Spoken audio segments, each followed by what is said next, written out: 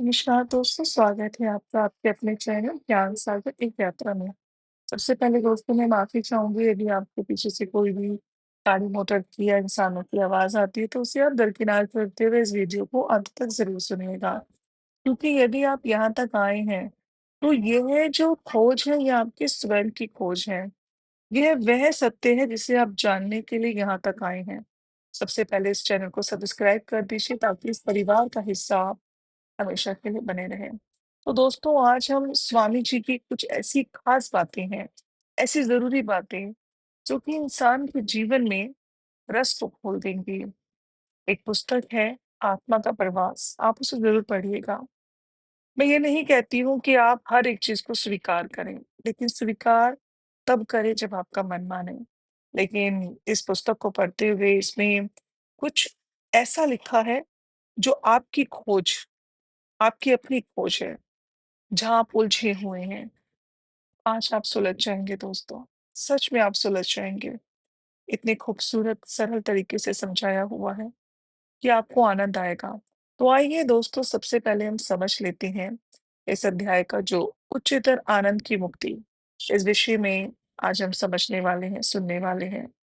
तो अंत तक बने रहें, कमर की पेटी बाँध लें, मन को शांत रखें।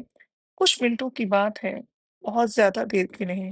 इतना समय सबको देते हैं आप, अपना समय बर्बाद करते हैं इंस्टाग्राम को देखकर, बहुत सी इधर-उधर की गतिविधियों में, यहाँ-वहाँ। लेकिन ज्ञान की ओर यदि आप मुड़ आए हैं, तो कुछ मिनट, सिर्फ़ कुछ मिनट आप यहाँ दीजिए। हर व्यक्ति आपको बुलाता है कि आइए, यौन सुख लीजिए, किंतु आप यौन सुख के लिए कितना ही कठिन प्रयास क्यों ना करें, आप कभी तुष्ट नहीं हो सकते। यह निश्चित है, आनंद के आध्यात्मिक पद तक पहुँचे बिना आप कभी भी तुष्ट नहीं होंगे। दोस्तों ये बहुत गहरी बात है, आपको हर कोई बुलाएगा यौन सुख के लिए और यौन सुख आप समझते हैं कि हर तरह का यौन सुख आपको लोग खींचेंगे, आपको दूर करेंगे आध्यात्मिकता से। कई सदियाँ पहले ना दोस्तों एक महान कृष्णा भावना भवित गुरु द्वारा लिखित एक बंगला गीत है। इस वाक्य में श्री प्रभुपाद यह प्रस्ताव रखते हैं कि यौन से भी बढ़कर एक आनंद है और वह यह बतलाते हैं कि इसका अनुभव करना किस तरह आरंभ किया जाए। हरि हरि विफले जन्म गवायो ना। अ, दोस्तों इस गीत में जो रचयिता प्रसिद्ध आचार्य नरोत्तम दास ठाकुर हैं और उनकी रचनाओं को वैदिक सत्य के रूप में स्वीकार किया जाता है। इस गीत में वे अपने को हमारे जैसे एक सामान्य व्यक्ति के रूप में प्रस्तुत करते हैं। वे हरि या भगवान कृष्ण से निवेदन करते हुए शोक करते हैं। हरि हरि बिफले जन्म गवाई मैं। हे प्रभु मैंने व्यर्थ में अपना जीवन नष्ट कर दिया है क्योंकि मैंने आपकी पूजा नहीं की है। दोस्तों यदि कोई शब्द गलत हो जाए तो उसके लिए माफी चाहूंगी और उम्मीद करूंगी कि आप इन भावों को अच्छी तरीके से समझेंगे। दोस्तों लोग यह नहीं जान पाते कि वे अपना जीवन नष्ट कर रहे हैं। वे सोचते हैं मुझे अच्छा घर, अति उत्तम मोटर कार, सुंदर पत्नी, अच्छा वेतन, अति उत्तम सामाजिक पद प्राप्त है। ये सारे भौतिक आकर्षण हमारे जीवन के उद्देश्य को कि हमें कृष्ण की पूजा करनी चाहिए, भुलावा देते हैं। श्रीमद् भागवत गीता के एक श्लोक में लिखा हुआ है कि भौतिक आकर्षणों का जो संघर्ष दिया गया है, उसके बारे में हम समझेंगे। भौतिक जो आकर्षण का जो मूलधार यौन है, वो है पुंस स्त्रियां जो है मिथुनी भवनामितम, यानी जो पुरुष स्त्री के लिए ललायत रहता है और जो स्त्री है वो पुरुष के लिए ललायत रहती है। और जब वे सचमुच संभोगरत होते हैं, संभोग कर लेते हैं, तो वे एक दूसरे के प्रति अत्यधिक आकृष्ट रहने लगते हैं। हाँ दोस्तों, ये हकीकत है। ग्रंथ उसमें है कि ग्रंथिम का जो अर्थ है ना, मतलब कि मैं पूरा आपको समझाऊँ तो त्यो मिथ्यो हृदय ग्रंथि माहु ग्रंथि माँ का अर्थ है दृढ़ गांठ। यानी कि अंत जब पुरुष तथा स्त्री संभोगरत होती हैं, संभोग कर लेते हैं, तो हृदय में ना हृदय गांठ बन जाती है। वह कहता है मैं तुम्हें नहीं छोड़ सकता, तुम तो मेरी जीवन धारा हो। और वह कहती है मैं तुम्हें नहीं छोड़ सकती, तुम तो मेरे प्राणाधार हो। ये कुछ दिन तक ही चलता है दोस्तों, फिर तलाक, कभी कोई किसी को छोड़ देता है, किसी को किसी की बात बर्दाश्त नहीं होती, लोग अपने आप को बदल नहीं पाते। अब उसको नहीं समझ में आता कि सामने वाला जो उसका जिसके साथ वो इतना ललायत है, जिसके प्रति वो इतना कस्में वादे खा रहा है, उसे आपकी कुछ बातें बहुत बुरी लग रही हैं और आपका जो नेचर है, जो सबके साथ है, वही उसके साथ है। तो जब ये सब बर्दाश्त नहीं होता, तो क्या होता है?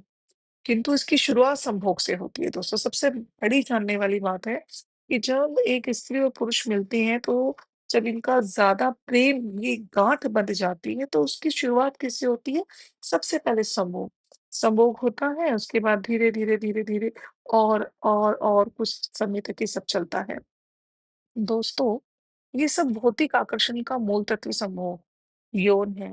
हम लोगों ने अनेक सामाजिक अनुबंधनों में ना यौन जीवन की व्यवस्था कर रखी है। विवाह एक सामाजिक अनुबंधन है जो यौन को सुंदर अंतिम रूप प्रदान करता है। कभी-कभी कहा जाता है कि विवाह विधि विहित वेश्यावृत्ति है, किंतु सामाजिक संबंधन बनाए रखने के लिए कुछ ना कुछ विधि विधान, इंद्रिय तृप्ति पर कुछ प्रतिबंध स्वीकार करने होते हैं। इसलिए सभ्य मनुष्य यह स्वीकार करते हैं कि वह विवाहित यौन तथा विवाह के बिना यौन में जो पशुओं में प्रचलित यौन है, उसमें अंतर होता है। जो भी हो दोस्तों, जब 2 लोग किसी तरह संयुक्त होते हैं, तो उनकी अगली माँग अच्छे ग्रह तथा कुछ क्षेत्र, भूमि की होती है। उसके बाद तब बच्चे आते हैं। जब आपके पास घर तथा पत्नी हो जाते हैं, तो अगली आवश्यकता बच्चे उत्पन्न करने की होती है। क्योंकि बच्चों के बिना गृहस्थ जीवन आनंदप्रद नहीं लगता। पुत्रहीन जो गृह शून्य मात्र है। बच्चों के बिना घर मरुस्थल के समान है। बच्चे गृहस्थ जीवन में असली आनंद है। अंत में परिवार, मंडली या समाज आपात आपात आता है और ये सारी साज सामग्री धन से विटें बनाए रखनी पड़ती है। 200 धन ही नहीं होगा तो ये सब तो नहीं बन पाएगा ना। ना बच्चे हो पाएँगे, ना बीवी रहेगी, ना पति रहेगा, ना समाज होगा, कुछ भी नहीं होगा। अतएव धन की आवश्यकता होती है ये सब करने के लिए दोस्तों। यानी कि संभोग भी यदि आप कर रहे हैं, उसमें बच्चे भी कर रहे हैं, गृहस्थ जीवन बना रहे हैं, सब कुछ कर रहे हैं, तो देखिए आप कहाँ-कहाँ, कैसे-कैसे फँस रहे हैं, इसको समझना ज़रूरी है और अगर समझना चाहते हैं तो अंत तक वीडियो में बने रहें। चैनल को कृपया करके सब्सक्राइब कर दें। यदि कुछ शब्दों में गलती हो जाए तो बार-बार कहती हूँ कि माफ़ी चाहती हूँ। इंसान हूँ, गलती हो सकती है, लेकिन पूरी कोशिश है कि इस ज्ञान को मैं आप तक पहुँचा सकूँ। दोस्तों, इस तरह मनुष्य ना भौतिक जगत में फँस जाता है और ये जो माया मोह में जो मोह से जो प्रच्छन्न हो जाता है ना, माया मोह क्यों? पत्नी, बच्चे, धन ऐसी महत्वपूर्ण वस्तुएँ माया मोह क्यों है? इसलिए क्योंकि इस समय आप भले ही सोचें कि सब कुछ ठीक है, आपके पास गृहस्थ जीवन, घर, पत्नी, बच्चे, समाज तथा पद की अच्छी व्यवस्था है, किंतु आपके शरीर पे नष्ट होते ही ये सारी वस्तुएँ समाप्त हो जाती हैं। आपको सारी वस्तुएँ छोड़नी पड़ती हैं और अपने अन्य पद पर जाना होता है। और आप ये नहीं जानते होते कि वह अगला पद क्या होगा। आपका अगला शरीर मनुष्य, बिल्ली, कुत्ते, देवता या अन्य किसी का भी हो सकता है। आप नहीं जानते, किंतु जो भी हो, आपके वर्तमान शरीर के त्यागते ही आप सब कुछ भूल जाएँगे। आपको इसकी स्मृति नहीं रहेगी। आप कौन थे? आपकी पत्नी कौन थी? आपका घर किस तरह का था? आपका बैंक खाता कितना था? आदि-आदि ये सब समाप्त हो जाएगा। पलक झपकते ही सब समाप्त हो जाएगा। जिस तरह समुद्र में एक बुदबुदा फूटता है, समुद्र में तरंगों के उठने से करोड़ों बुदबुदे उत्पन्न होते हैं, किंतु अगले ही क्षण वे सब नष्ट हो जाते हैं। इस तरह भौतिक जीवन चलता रहता है। जीव अनेक योनियों में अनेक लोगों से यात्रा करते हुए अनंत में मनुष्य जीवन पाता है। मनुष्य जीवन यह समझने का अवसर है कि किस तरह हम एक स्थान से दूसरे में, एक जीवन से दूसरे जीवन में ध्यान करते कर रहते हैं और हम यह ना जानते हुए कि हमारी स्वाभाविक स्थिति क्या है और हम इतना कष्ट क्यों भोग रहे हैं, अपने समय का हनन करते हैं। इन सारी बातों को इसी मनुष्य जीवन में समझना चाहिए। किंतु अपनी असली स्थिति के विषय में पूछताछ करने के बजाय हम मिथुन भावनम तथा गृह क्षेत्र सुकृत प्राप्ति विते यौन पत्नी घर संपत्ति बच्चे समाज धन तथा पद में लगे रहते हैं, मैथुन करते रहते हैं, संभोग करते रहते हैं, धन में गृहस्थी में समाज में हम इन वस्तुओं से मोहित रहते हैं और अपना जीवन नष्ट करते रहते हैं। इसलिए हमारा प्रतिनिधित्व करते हुए नरोत्तम दास ठाकुर शोक कर रहे हैं। हे प्रभु, मैंने अपना जीवन नष्ट कर दिया है। क्यों मनुष्य जन्म पाया? राधा कृष्ण ना बचिया। यह मनुष्य जीवन राधा कृष्ण भगवान तथा उनकी भक्ति को समझने के लिए है तथा राधा कृष्ण की पूजा करने के लिए है। किंतु राधा कृष्ण से संसाग्र करने की बजाय मैं अपना जीवन इंद्रिय तृप्ति में नष्ट कर रहा हूँ। यही मैं थोड़ा-सा स्टॉप करूँगी और यह समझाऊँगी आपको कि सिर्फ़ राधा कृष्ण का ही नहीं, जो मुस्लिम है वो अपने नमाज़ करें, अपने रोज़े रखें, आपका जो भी आप क्रिश्चियन हैं, तो अपने धर्म को ये नहीं कहा जा रहा, आप जिस भी धर्म, जिस भी पंथ में आप हैं, जिसे भी आप मानते हैं, जिस भी शक्ति पर आपका विश्वास है, उसमें लीन हो जाइए। जपिए, वो नाम जपिए, उन्हें याद कीजिए। आप भक्ति से दूर ना जाइए। ईश्वर आपके साथ तब तक ही रहेगा, जब आप ईश्वर को याद करेंगे। ईश्वर आपको कभी भी शोर-शराबे में नहीं मिलता। ईश्वर आपको मौन में प्राप्त होता है। ये 2 बात मुझे आपसे कहनी थी। कहीं ये ना लगे कि ये क्या? यह वीडियो के माध्यम से तो हमें ये समझाया जा रहा है कि कृष्ण भक्ति करें, नहीं, राधा कृष्ण नाम भी ध्यान है। जो इन्हें मानते हैं, वो ध्यान करें। देखिए, बात समझने की है, पकड़ने की है। ये नहीं समझना कि क्या राधा कृष्ण का ही जाप करना है? नहीं, नहीं। आप जिस पंथ में हैं, जिस जगह हैं, वहीं बैठकर उसी ईश्वर को उसी रूप में याद करें और ध्यान करें। ध्यान से बड़ा कुछ नहीं है दोस्तों। ध्यान बहुत ज़रूरी है। आप माला जाप भी करते हैं, वो भी एक ध्यान है। आप मुझे सुन रही हैं, यह भी एक ध्यान है। तत्पश्चात उनका शोक जो है वो चलता रहता है, दोस्तों नरोत्तम दास जी का। और गोलो उनका जो गोलोत्रे प्रेम धन हरि नाम संकीर्तन रति ना जन्म लियो केने ताय हाय मुझ में हरे कृष्ण कीर्तन करने के लिए रुचि आकर्षण क्यों नहीं है। वो शौक कर रहे हैं कि मुझ में क्यों नहीं है, वो समझा रही हैं। बस ये आपको समझना है। हरे कृष्ण मंत्र का कीर्तन दिव्य दिव्य है। यह भौतिक और यह कीर्तन भी दिव्य-दम्भी है। यदि आप अल्लाह का नाम करते हैं, जपते हैं, अल्लाह, अल्लाह पुकारते हैं, वो भी एक दिव्य-दम्भी है। आप चीचस, चीचस करते हैं, वो भी एक दिव्य-दम्भी है। बिल्कुल बँटो मत, समझो। जुड़ो उस ईश्वर के साथ, अपने श्वासों के साथ। ये भौतिक वस्तु नहीं होती, ये कृष्ण के दिव्य धाम से आती है। हरे कृष्ण की दिव्य धमनी वहीं से आई है। ये धमनी सूर्य से आने वाली धूप के समान है। यदि आप सूर्य तक नहीं जा सकते, ये अत्यंत दूर आपकी पहुँच से परे है, तो भी आप समझ सकते हैं कि ये धूप सूर्यमंडल से आ रही है। इसके विषय में कोई संदेह नहीं है। इसी तरह हरे कृष्ण मंत्र की ध्वनि कृष्ण के लोग गोलोक से आ रहे हैं। गोल दोस्तों और ये जो ध्वनि है ना कृष्ण प्रेम उत्पन्न करती है। प्रेम धन का अर्थ है कृष्ण के लिए प्रेम का कोश। नरोत्तम दास ठाकुर शोक करते हैं। हरि नाम संकीर्तन रति न जनिम लो के नेताए हाय मुझे हरे कृष्ण कीर्तन करने में कोई आसक्ति रति क्यों नहीं है। कोई इस कीर्तन के प्रति आसक्त क्यों हो। इसको अगली पंक्ति में बताया गया है दोस्तों। संसार बिसलाले दिवानिशी किया जले चुराई इते इंद्रिय तृप्ति की विष रूपी अग्नि से हृदय को राहत देने वाली एकमात्र औषधि हरे कृष्ण कीर्तन है। किया का अर्थ है हृदय। हमारा हृदय सदैव चलता रहता है। क्यों? क्योंकि इसका संपर्क इंद्रिय तृप्ति कार्य प्रक्रिया से है। कोई भी इंद्रियां तृप्ति कार्य प्रक्रिया मुझे संतोष प्रदान नहीं कर सकती, चाहे कितना ही प्रयास क्यों ना करूं। लोग नाना प्रकार से इंद्रिया तृप्ति के लिए प्रयास कर रही हैं और अब वे अंतिम बिंदु तक पहुंच चुके हैं। नंगा नृत्य तथा वे ऊंची स्कर्ट क्या है? तो भक्त पूछता है, मिन्नी स्कर्ट। शिव प्रभुपाद कहते हैं, मिन्नी स्कर्ट हाँ। वो हंसते हैं और कहते हैं, चूंकि भौतिक जगत में मूल सिद्धांत यौन है।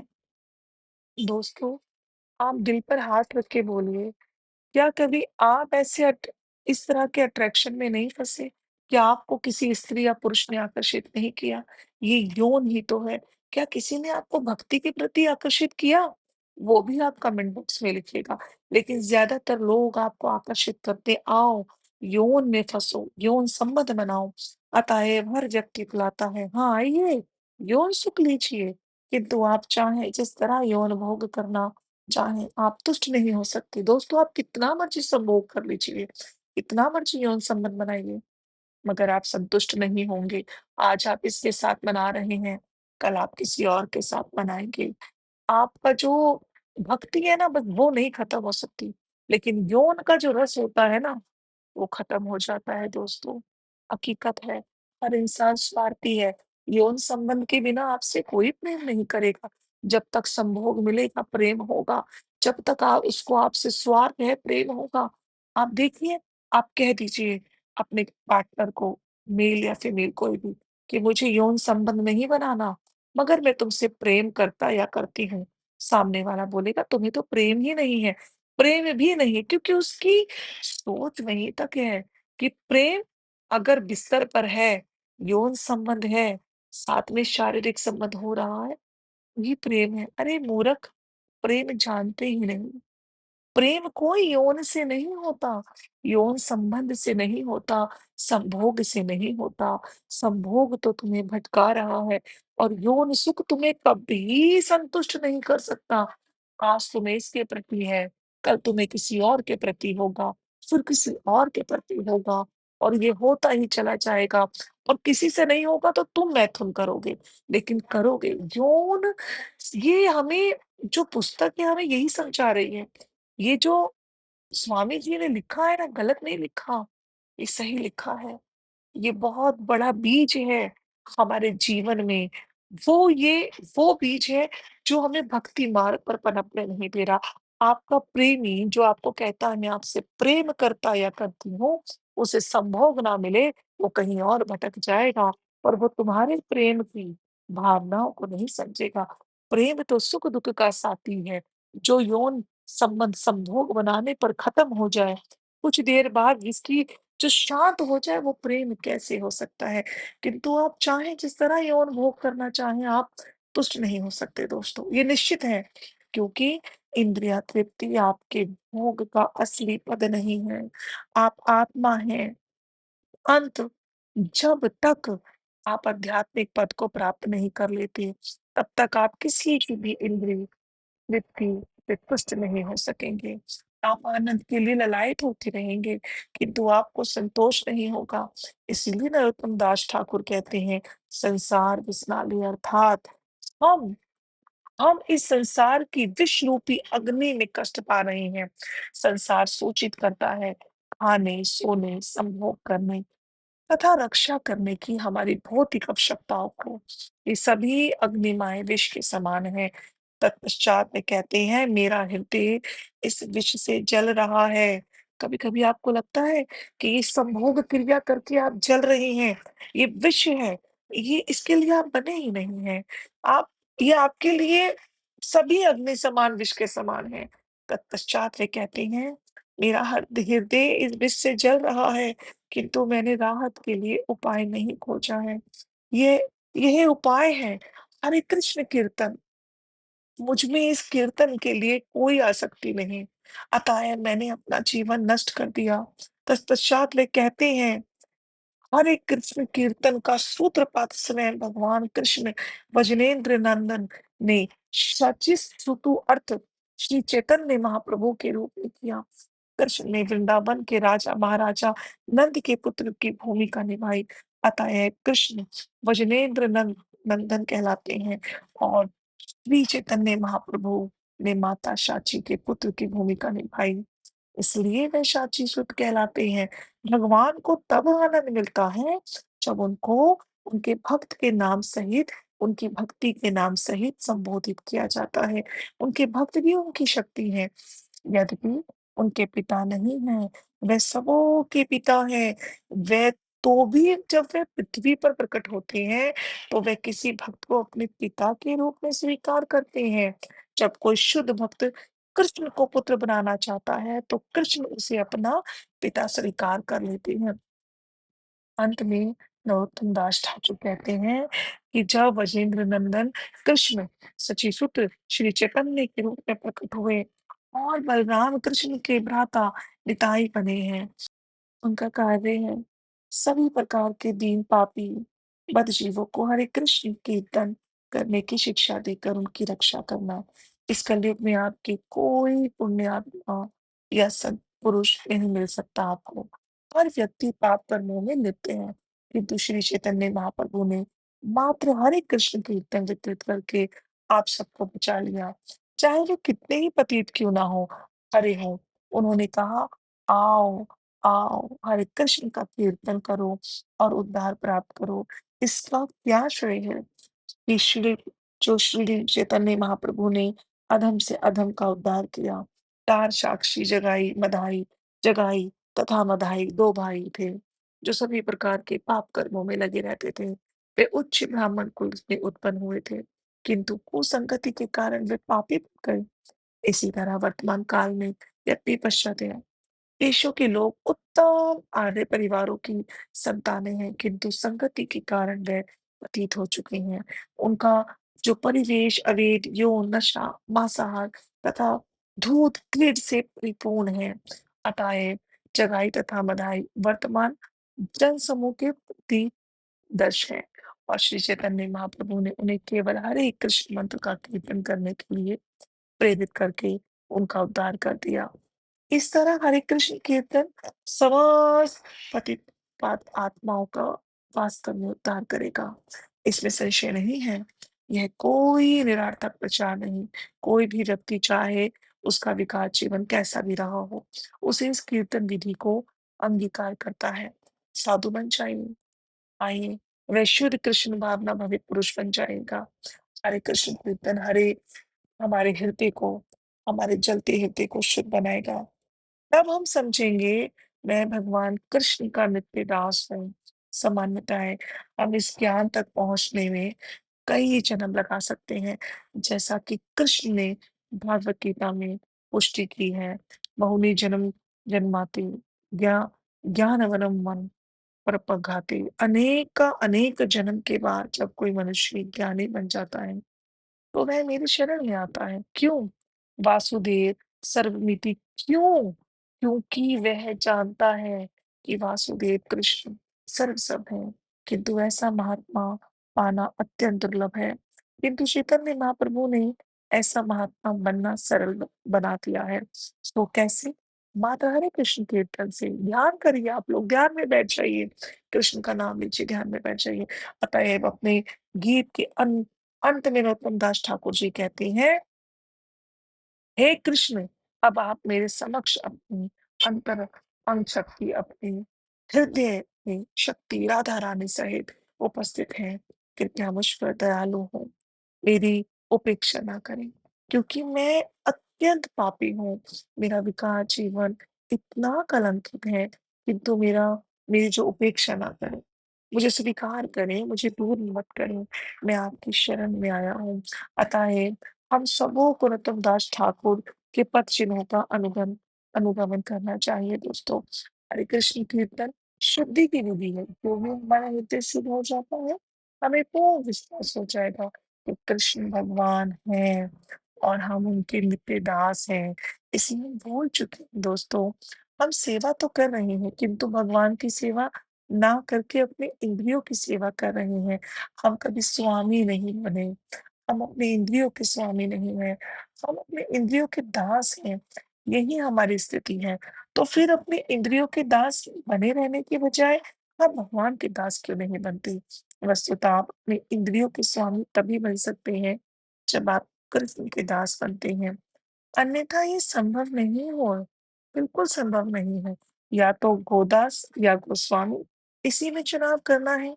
जो व्यक्ति अपनी इंद्रियों का दास होता है, वो गोदास कहलाता है, और जो व्यक्ति इंद्रियों का स्वामी होता है, वह गोस्वामी कहलाता है। वह अपनी इंद्रियों को वश में रखता है। जब उसकी जीभा कोई ऐसी वस्तु खाना चाहती है जो कृष्ण को अर्पित नहीं की गई, तो वह सोचता है, अरे जीभ तो इस वस्तु का आस्वादन नहीं कर सकती, ये कृष्ण प्रसादम नहीं है। इस तरह मनुष्य गोस्वामी बनता है। जब कोई व्यक्ति अपनी इंद्रियों की तृप्ति हेतु इंद्रियों को कुछ भी नहीं करने देता, किंतु कृष्ण की सेवा के लिए ही कार्य करता है, तो वह भक्ति कहलाती है। समझिए दोस्तों, भक्ति का अर्थ है अपने इंद्रियों को इंद्रियों के स्वामी की तुष्टि में लगाना। इंद्रियों के परम स्वामी कृष्ण हैं। इस समय देखिए, मैं फिर बार-बार कहूँगी कि आपकी इंद्रियों के स्वामी वही हैं, जिन्हें आप मानते हैं। इस पुस्तक का माध्यम जो है, मतलब इस पुस्तक के माध्यम से मैं आपको सिर्फ़ आपके ईश्वर से जोड़ना चाहती हूँ। आपको ध्यान से जोड़ना चाहती हूँ। आपकी इंद्रियों पे मैं चाहती हूँ कि आप कंट्रोल कर लें। इस समय हम सभी अपने इंद्रियों का उपयोग अपनी सेवा में कर रहे हैं। यह माया कहलाती है दोस्तों। किंतु जब इन्हीं इंद्रियों को हम कृष्ण की सेवा में लगाते हैं, तो यह सिद्धि है। हम इंद्रियों के कार्य को बंद नहीं करते। अभी तो इंद्रियों को भगवान की सेवा में लगाकर उन्हें शुद्ध बनाते हैं।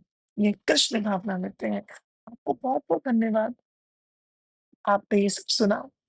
बहुत-बहुत धन्यवाद आपको, और उम्मीद करती हूँ कि आप अपनी इंद्रियों पर कंट्रोल करेंगे दोस्तों। कंट्रोल करेंगे।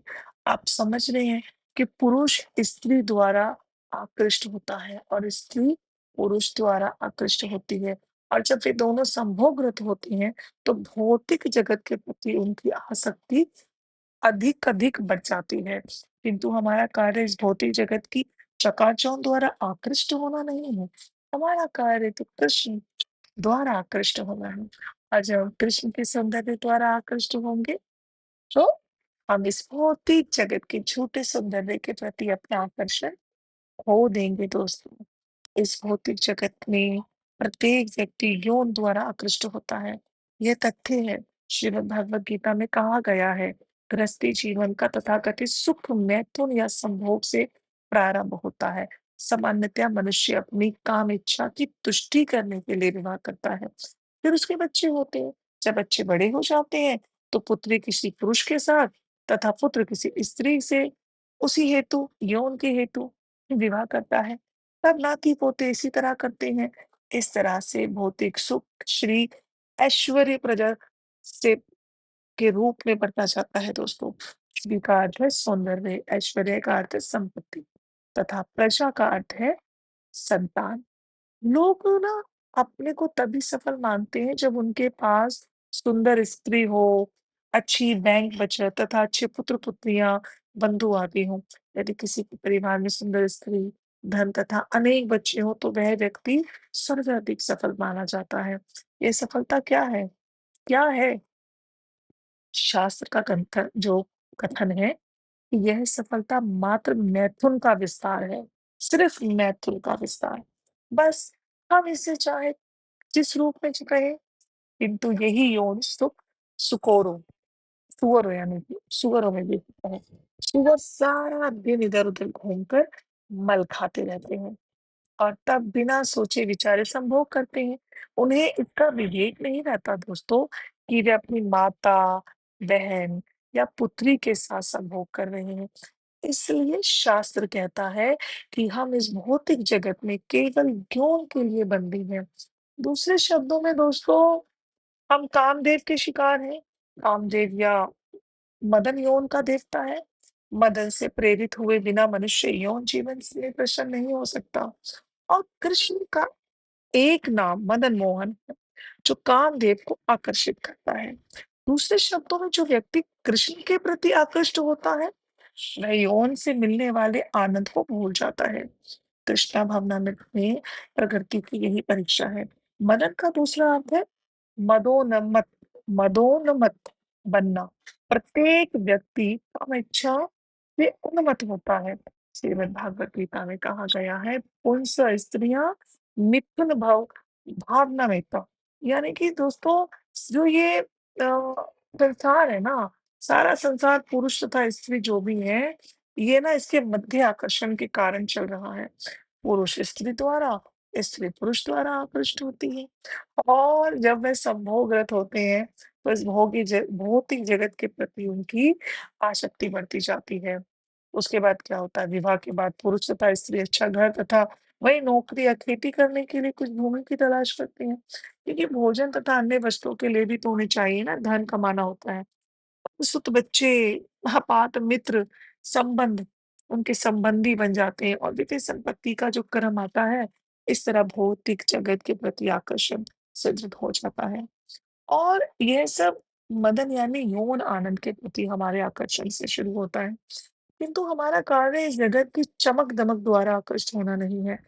हमारा कार्य कृष्ण द्वारा आकृष्ट होना है और जब हम कृष्ण के सौंदर्य द्वारा आकृष्ट हो जाएँगे, तो हम इस जगत के नित्य सौंदर्य के प्रति अपना आकर्षण खो देंगे दोस्तों। समझे आप? दोस्तों, जैसा कि श्री यमुनाचार्य कहते हैं, चूँकि मैं कृष्ण के सौंदर्य से आकर्षित हूँ और मैंने उनके चरण कमलों की सेवा सेवा जो है वो प्रारंभ कर दी है। अतः मुझे नया से नया आनंद प्राप्त हो रहा है। और ज्यों ही मैं संभोग के विषय में सोचता हूँ, मेरा मुँह तुरंत दूसरी ओर मुड़ जाता है और मैं थूकता हूँ। तो दोस्तों, जब भी आपको संभोग करने का मन करे, देखिए मैं ये बात हर किसी के लिए नहीं कह रही हूँ, लेकिन जो लोग भक्ति में जाना चाहते हैं, ध्यान में खोना चाहते हैं, ध्यान में घुलना चाहते हैं, कृष्ण की भक्ति करना चाहते हैं, अल्लाह की भक्ति करना चाहते हैं, जीसस की भक्ति करना चाहते हैं, कोई यहूदी हो, कोई भी किसी पंथ से हो, यदि वो सच में ईश्वर को प्राप्त करना चाहता है, तो दूसरी तरफ मुँह करना और थूक देना। संभोग आपको खींचेगा, आपने खींचना नहीं है। यदि भक्ति करनी है, यदि यही चमक-धमक में रहना है और नहीं कुछ करना, तो करो संभोग, फँसो जंजाल में, बनाओ अपने जो भी कर्म है। कोई प्रेमी नहीं बोलेगा, कोई स्त्री-पुरुष नहीं बोलेगा कि संभोग मत कर। पुरुष बोलेगा संभोग करेगी तो प्यार है, सब कुछ देगी तो प्यार है, घर का काम करेगी तो प्यार है। स्त्री बोलेगी खर्चा करेगा तो प्यार है, संभोग करेगा तो प्यार है, कुछ देगा तो प्यार है। ये देने-लेने का प्यार है दोस्तों। संभोग जहाँ आ जाए, दूसरी तरफ मुँह करना और थूक देना, थूक देना।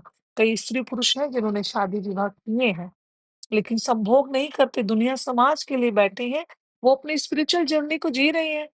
दोनों अपनी स्पिरिचुअल जर्नी जी रहे हैं। ऐसे मेरे तो सामने कई ऐसे लोग हैं, मैं उनका लेकिन कार्मिक बैगी से वो आए ही इस दुनिया में स्पिरिचुअल अपनी जर्नी को फ़ील करने, अपनी जर्नी को जीने के लिए आए हुए हैं वो। वो लोग संभोग नहीं करते, वो लोग सिर्फ़ भक्ति करते हैं। अतः श्री कृष्ण मदन मोहन है। मदन हर व्यक्ति को आकर्षित करता है, किंतु जब कोई व्यक्ति कृष्ण द्वारा आकृष्ट होता है, तो मदन परास्त हो जाता है और मदन के परास्त होते ही हम इस भौतिक जगत को जीत लेते हैं, अन्यथा ये बहुत कठिन है। भगवत गीता में कृष्ण कहते हैं, इस भौतिक जगत को पार करना बहुत कठिन है, किंतु यदि कोई व्यक्ति कृष्ण की शरण में आ जाता है और उनके चरण कमलों को दृढ़ता से पकड़ लेता है और कहता है, कृष्ण मुझे बचाओ ईश्वर, तो कृष्ण वचन देते हैं कि मैं तुम्हें बचाऊँगा, तुम चिंता ना करो, मैं तुम्हें बचा लूँगा तुम्हें, हे अर्जुन।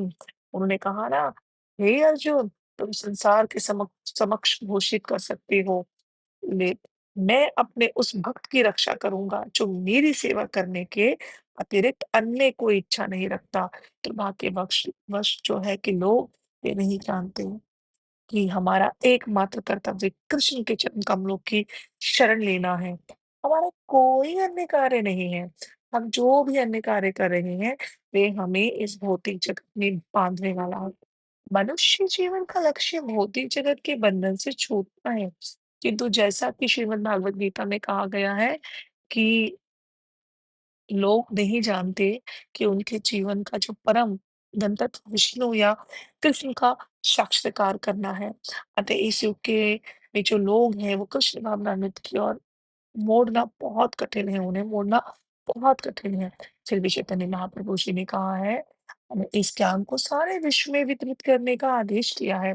अतएव हमें प्रयास करने दें। यदि लोग हमारे उपदेश को नहीं भी ग्रहण करते, तो यह हमारे लिए कोई अयोग्यता नहीं है, हमारी एकमात्र योग्यता है भरसक प्रयास करना। माया अत्यंत प्रबल है, अतएव जीवों को माया के चुंगल से निकाल पाना आसान कार्य नहीं है। मेरे गुरु महाराज के भारत भर में ना जाने कितने मंदिर थे और कभी-कभी वे कहा करते, यदि इन सारे मंदिरों को बेचकर मैं एक भी व्यक्ति को कृष्ण भावनामृत की ओर मोड़ सकूं, तो मेरा मिशन सफल हो जाएगा। ऐसा कहा करते थे। हमारा उद्देश्य बड़े-बड़े महल तैयार करना नहीं है, यद्यपि कभी-कभी कृष्ण भावनामृत का प्रसार करने तथा लोगों को शरण देने के लिए इनकी आवश्यकता पड़ती है। किंतु दोस्तों हमारा मुख्य कार्य मोहग्रस्त जो बद्ध जीव हैं, तो जीवों को कृष्ण की ओर मोड़ना है।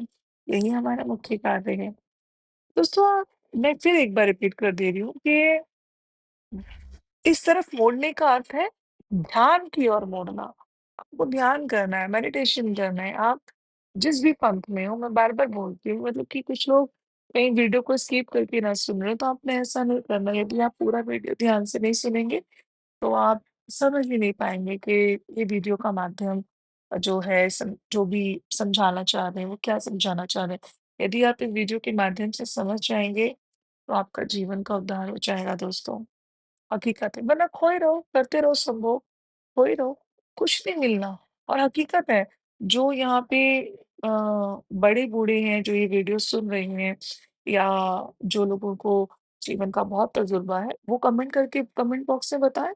जो आज की यंग जनरेशन है, जो बच्चे हैं या जो लोग अभी तक कह सकते हैं कि बूढ़े हो गए हैं, लेकिन बड़े नहीं हुए हैं, उन्हें समझ में आएगा। आप समझाइए, आप कीजिए कमेंट। क्या संभोग करने से प्रेम प्राप्त हो जाता है? संभोग करने से क्या हम बहुत सारी एनर्जी को अपने भीतर महसूस कर सकते हैं? हम तो बेकार में अपनी एनर्जी को गँवा रहे हैं दोस्तों। और बार-बार यदि आपका मन कह रहा है ना कि संभोग के लिए मैं नहीं हूँ, यह प्रेम नहीं है, मुझे भक्ति करनी है। तो आप देखिएगा आपको पार्टनर ऐसा मिलेगा, कहेगा कि तुम तो मुझसे प्रेम ही नहीं करते, क्योंकि वो मूर्ख है ना, उसे प्रेम का अर्थ ही नहीं पता, उसे लगता है संभोग करना ही प्रेम है। तो बस आपको ये जो आपको आज मैं बता रही हूँ, वो आपको इन चीज़ों से निकालने के लिए है। यदि आप भक्ति करना चाहते हैं, यदि आप मोह माया में खोना चाहते हैं, ऐसे ही भटकना चाहते हैं, तो आपकी इच्छा है, आपका अधिकार है, आपका जीवन है। आपको जो अच्छा लगे आप वो कीजिए। लेकिन यदि आप यहाँ तक आए हैं तो आप भक्ति ही करना चाहते हैं। आप ढूँढ रहे हैं कुछ, कुछ तो है जो तलाश आपको यहाँ तक लेकर आई है। तो यदि आपको वो तलाश मिल गई है तो लिख दीजिए कि हाँ, मेरी तलाश पूरी हुई। लिखिएगा ज़रूर। मैं देखूँगी कि किस-किस के कमेंट्स आए हैं और किन भाई-बहनों ने बड़े ध्यानपूर्वक इस वीडियो को सुना है। आपको यदि अच्छा लगे तो ये वीडियो आगे तक पहुँचाएँ ताकि और लोगों तक भी यह ज्ञान मिले, उन्हें प्राप्त हो सके ना, क्योंकि सबको देना ही हमें सीखना है, सिर्फ़ लेना ही नहीं सीखना। बाँटने से ना और ज्ञान बढ़ता है और बढ़ता है, तो ये ध्यान रखना है दोस्तों हमें। तो दोस्तों जो कि मैं आपको समझा रही हूँ, कहता है भक्ति विनोद जो है ना, वो ठाकुर तथा अन्य वैष्णव ने हमें अनेक बड़े-बड़े मंदिरों का निर्माण करने के प्रति आगाह किया है, क्योंकि हमारा जो ध्यान है ना, वो भौतिक वस्तुओं में भटक सकता है। दूसरे शब्दों में हम कृष्ण को भूल सकते हैं। निस्संदेह हमें जो है अनंत वो तत्व कुछ भी भौतिक नहीं है, ये समझना होगा। किसी वस्तु को भौतिक समझ लेना केवल मोह या माया है। वस्तुतः आत्मा के अतिरिक्त कुछ भी नहीं होता। कोई वस्तु भौतिक कैसे हो सकती है दोस्तों? परमेश्वर परमात्मा है और वह हर वस्तु उन्हीं से उत्पन्न होने के कारण हम जिसे भौतिक शक्ति कहते हैं, वह भी उन्हीं से उत्पन्न होती है। जिस तरह दोस्तों अंत में आध्यात्मिक आध्यात्मिकता ही है दोस्तों, आध्यात्मिकता ही है अंत में। किंतु कठिनाई ये है कि इस भौतिक जगत में जो कि कृष्ण की अपार शक्ति है, कृष्ण को भूलने की संभावना बनी रहती है।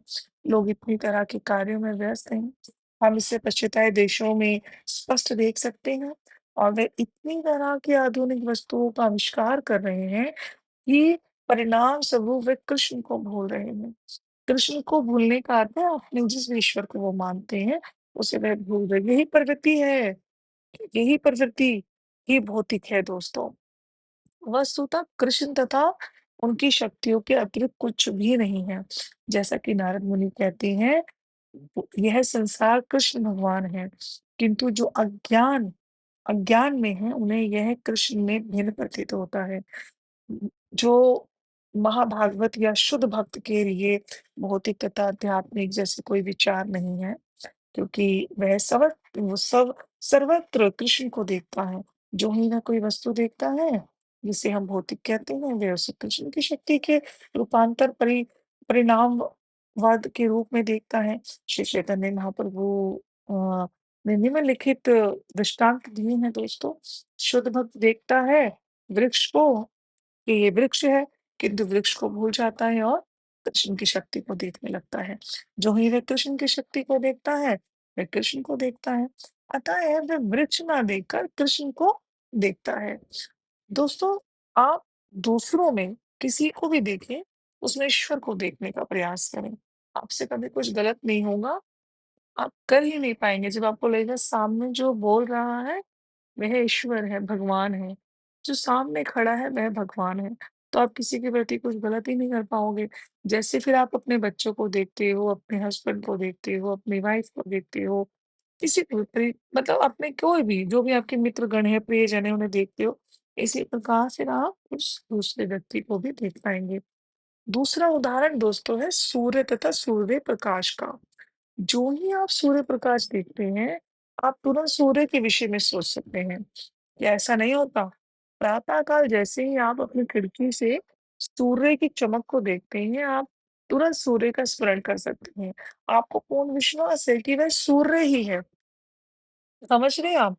कि जब आपको खिड़की खोल रहे हैं या बाहर जा रहे हैं, तो आप देखेंगे कि सूर्य की रोशनी है, बहुत चमक है, उजाला है आपके चारों तरफ, तो आपको क्या ये समझने में देर लगेगी कि ये सूर्य ही है? क्योंकि सूर्य ही तो दे सकता है।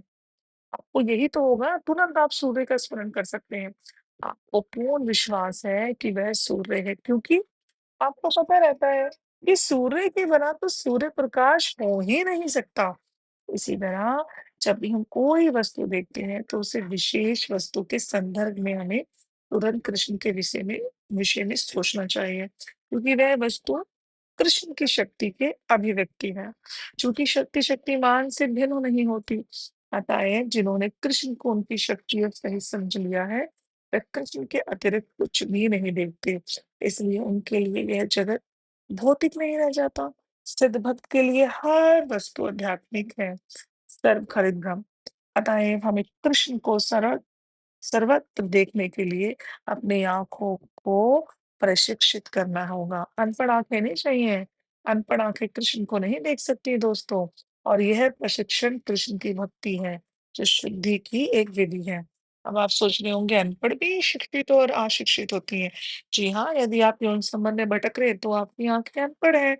आप किसी भी मोह-माया में फँस चुके हैं तो आपकी आँखें अनपढ़ हैं। यदि आप नमाज़ें कर रहे हैं, यदि आप जीसस को याद कर रहे हैं, बाइबल पढ़ रहे हैं, भगवत गीता पढ़ रहे हैं, कुरान पढ़ रहे हैं, ईश्वर को याद कर रहे हैं, कृष्ण को याद कर रहे हैं, तो आप कौन हैं? आपकी आँखें शिक्षित हैं। आपकी आँखें तब तक ही अनपढ़ हैं जब तक आप गंदी चीज़ें देख रहे हैं, गंदगी में पड़े हुए हैं, गंदे लोगों के साथ में आपका संपर्क है। अब वो गंध क्या है? ये आप स्वयं से जाँचें। आप देखें, क्या आपके आस-पास आप क्या गलत कर रहे हैं? क्या गंद है? किस चीज़ को हम गंदा कह रहे हैं, समझ रहे हैं, ठीक है? तो आप लिखिएगा ज़रूर कि मेरी तलाश पूरी हुई और मैं अब गंद से निकल गया। जो ही दोस्तों हम कृष्ण भावना में पा लेते हैं ना, तो हम अपनी झूठी उपलब्धियाँ त्याग देते हैं और कृष्ण की सेवा में संलग्न रहने से हमारा देखना, स्पर्श करना, सूंघना आदि निर्मल हो जाता है। तब हम कृष्ण को सर्वत्र देख सकते हैं। जब तक हमारी आँखें शुद्ध निर्मल नहीं हो स जाती, तब तक हम कृष्ण को नहीं देख सकते। किंतु भक्ति द्वारा उनके निर्मल हो जाने पर हम कृष्ण के अतिरिक्त अन्य कुछ भी नहीं देखेंगे दोस्तों, कुछ भी नहीं। अतः कामदेव या मदन भौतिक शक्ति या माया के दूतों में से एक है। किंतु यदि हम कृष्ण भावनामृत में पूर्ण हो, तो मदन हमारे हृदयों में अपना तीर नहीं बोध सकता, नहीं बैठ सकता। ये संभव नहीं। इसका सर्वोत्कृष्ट उदाहरण हरिदास ठाकुर हैं दोस्तों। जब हरिदास ठाकुर नवयुवक थे तो एक सुवासना युवा वैश्य अर्धरात्रि में उनके पास आई और उसने उनके साथ ना संभोग करने की अपनी इच्छा व्यक्त की। हरिदास ठाकुर ने कहा, "ठीक है, बैठो, मैं तुम्हारी इच्छा पूरी करता हूँ संभोग करके, किंतु मुझे अपना हरे कृष्ण कीर्तन समाप्त कर लेने दो।" देखा अर्धरात्रि और हरिदास ठाकुर के समक्ष एक सुंदर युवती उनके साथ संभोग करने का प्रस्ताव रख रही हैं। फिर भी वे स्थिर मन से हरे कृष्ण, कृष्ण कृष्ण हरे हरे, हरे राम, राम राम हरे हरे का कीर्तन कर रही हैं। किंतु उन्होंने ये कीर्तन बंद नहीं किया। अतएव उस वैश्य की योजना विफल रही। अतएव जब हम कृष्ण भावनामृत में पूरी तरह तल्लीन, बिल्कुल लीन हो जाते हैं, तो मदन हमारे हृदय में बैध नहीं पाता, ठीक है? भक्त के समक्ष हज़ारों सुंदरियाँ क्यों ना आएँ, हज़ारों युवक क्यों ना आएँ, कोई भी युवक युवती क्यों ना आ जाए, किंतु वह उसे विचलित नहीं कर सकता। वह उन्हें कृष्ण की शक्तियों के रूप में देखता है। वह सोचता है, वह तो कृष्ण के लिए है, वह कृष्ण के भोग हेतु है। भक्त का कर्तव्य है कि सारी सुंदर स्त्रियों को कृष्ण की सेवा में लगाने का प्रयत्न करें, उनका भोग करने का प्रयास ना करें। भक्त को मदन का तीर नहीं बैध पाता।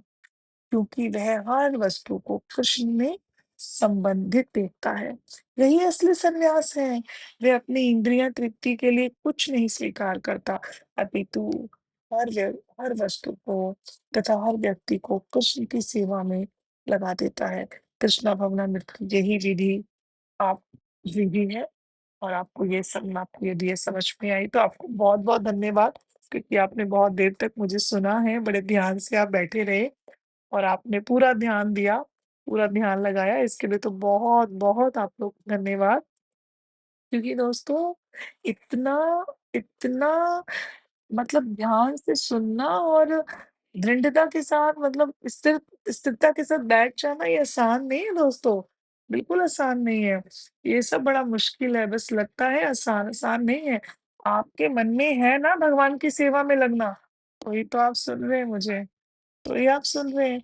मैंने तो नहीं कहा कि भई आप मुझे सुनते ही जाएँ, बट मैं चाहती हूँ कि आप मुझे सुनते जाएँ। अब मैं कह रही हूँ कि आप सुनते जाएँ और आप हर उस व्यक्ति को सुनें, हर उस व्यक्ति को सुनें, जो आपको भक्ति की ओर मोड़ रहा है ना? आप पहली बार इस चैनल में आए हैं, परिवार का हिस्सा बनने के लिए चैनल को सब्सक्राइब कर दीजिए। लाइक और शेयर करना भी नहीं भूलना आपने। और अच्छे-अच्छे कमेंट लिखने हैं, जिसमें और लोगों को मोटिवेशन मिले। आपको अपना एक्सपीरियंस बताना है, अच्छे कमेंट लिखने से मतलब है कि अपना एक्सपीरियंस बताना है भक्ति के कि आप जब ध्यान करते हैं, कितने सालों से आप ध्यान में हैं, कितने सालों से आप कृष्ण भक्ति में हैं, कितने सालों से आप 5 वक़्त की नमाज़ी हैं, आप कितने सालों से आप जो है कि बाइबल पढ़ रही हैं, चर्च जा रही हैं। मतलब किसी भी प्रकार जो आप भक्ति कर रही हैं वो कितने सालों से कर रहे हैं और ये भी बताना है कि क्या आप अभी भी संभोग के प्रति इतना आकर्षित हैं कि सेवा नहीं करना चाहते? अपनी इंद्रियों की सेवा। आप सोच रहे हैं इंद्रियों की सेवा? जी हाँ, इंद्रियों की सेवा की ध्यान से। आपको पता है? ध्यान से और इंसान की असली खुराक ध्यान है। मैं आपको बार-बार इस बात पे जोर देती हूँ कि आप ध्यान करें, ध्यान करें, ध्यान करें। दोस्तों ध्यान ही एक सत्य है, ध्यान ही सत्य का मार्ग है, ध्यान ही भक्ति का मार्ग है। आप जुड़ जाएँ। आप समझ रहे हैं? ये जो मैंने आपको अभी कुछ पृष्ठ मैंने आपको पढ़ के सुनाए, आपको समझाए अपने तरीके से, जितना मैं आपको समझा सकी, वो क्या है? वो आपको के साफ-साफ देखिए, इसमें कोई झूठ तो है नहीं।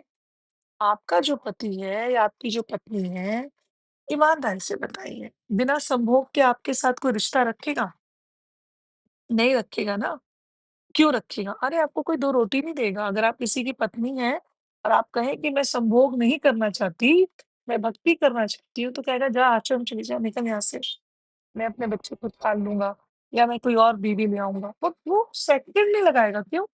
और फिर कानून भी तो ऐसे बन गया है ना, कि यदि आप अपने पति को खुश नहीं करते या अपनी पत्नी को खुश नहीं करते हैं, तो कानून आप जानते ही हैं कि क्या है।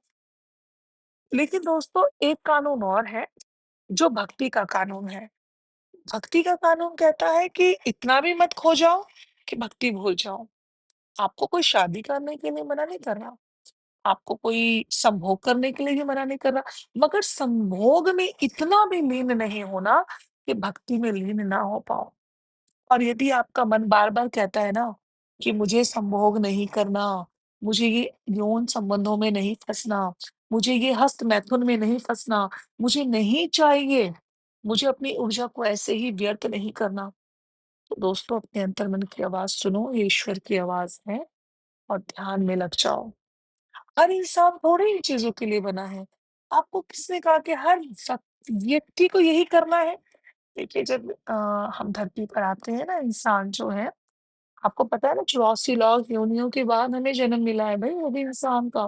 पर सबसे सर्वश्रेष्ठ जो जन्म है वो इंसान का ही है। पता है ना आपको, इंसान का ही जन्म है। और क्यों मिला है? ताकि हम मोक्ष को प्राप्त कर सकें। लेकिन धरती पर आकर हम भूल जाते हैं कि हम मोक्ष प्राप्ति के लिए आए हैं। हम अपने जितने भी हमने गलत, बुरे, अच्छे-बुरे जो भी कर्म किए हैं इसी जन्म में, उनकी उनको यहाँ पर हम धो कर लेकर आए हैं, ताकि हम उन कर्मों का हिसाब पूरा करके और मोक्ष की ओर जाएँ, उच्च लोक में जाएँ। लेकिन हम यहाँ आके भटक जाते हैं, मोह माया, धन बटोरने में भटक जाते हैं।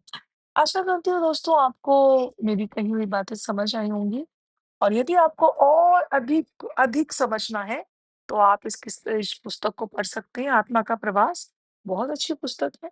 आपको कहीं भी इस्कॉन में मिल जाएगी, कहीं भी आपको ये किसी भी जो भी धार्मिक आपका बुक होगा, बुक स्टॉल, वहाँ आपको मिल जाएगी, और इस्कॉन में तो आपको आराम से मिल जाएगी। देखिए, ज़बरदस्ती नहीं है, सिर्फ़ समझने के लिए पढ़िए। इसमें सब चीज़ को अपने अंदर उतारना है, मैं ऐसा भी नहीं कह रही हूँ, लेकिन उतार लें तो बहुत अच्छी बात है।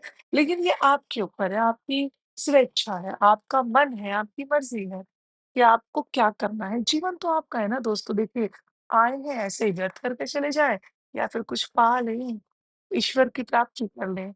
सिर्फ़ स्त्री को पाना ही थोड़ी पाना है, पुरुष को पाना ही थोड़ी पाना है। एक इंसान ही तो समझदार है, जिसे पता है कि कोई शक्ति है जिस पर दुनिया टिकी हुई है, उसे ही तो पाना है, उसी की खोज में तुम धरती पर आए हैं। मत ये मनुष्य जीवन व्यर्थ करो। आओ मिलकर ध्यान आओ मिलकर ध्यान करें, आओ मिलकर ध्यान करें, ध्यान करें, ध्यान करें। धन्यवाद दोस्तों, अपना ध्यान रखिएगा। फिर से मिलते हैं आपको एक नए आध्यात्मिक वीडियो में, ज्ञान के साथ, एक नए ज्ञान के साथ, एक नई ज्ञान की धारा के साथ। इस वीडियो को अंत तक देखने के लिए धन्यवाद। धन्यवाद।